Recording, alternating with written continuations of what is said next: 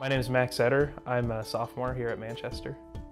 I'd say I use Snapchat definitely every day. It's a big part of the social media that I do use. I don't use too much else other than that. The update's terrible in my opinion. The software is so hard to work through. The design is terrible, and adding stories and instant messages in one place was just a terrible idea in my opinion. And then swiping right brings up this news feed that I literally never use. I never look at any of those, and it's just really inconvenient all around. I wouldn't say it's gone down at all, but it's super inconvenient, and it's definitely frustrating, and I'd like to see them change it back or at least fix it. Every day, 600 Snapchat streak. I don't like it, but I also know why they updated it and changed it. For money, which I think is a good thing, because if the company didn't have money, they wouldn't have Snapchat. So I understand where they're coming from, and I don't want to give them that much grief, even though I don't like it. I'm Calka. I'm an associate professor of communication studies, and I also teach a class in social media here at Manchester. And when I was asked about the Snapchat update, one of the things that came to mind is that it's not the first time that we've seen a social media company try a new update that people weren't necessarily in favor of. In 2006, when Facebook started the news feed, people were so angry. There were petitions, they were upset, they were threatening to leave the app.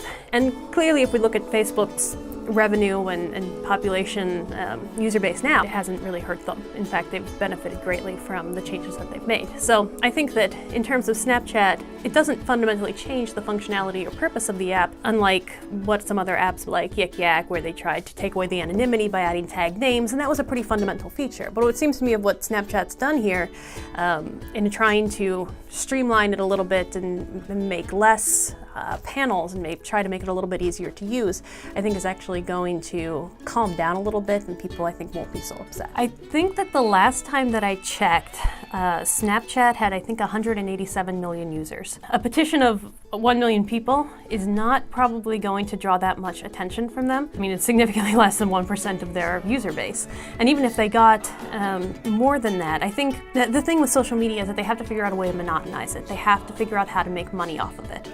And so making it so that, for example, ads maybe are more integrated in the things that you see is one way of them making money. And since Snapchat went public last year, they're looking for more and more ways to make money. And so the thing that I think people miss is that there might be people who leave, but I think that over time people are going to adapt and get used to it.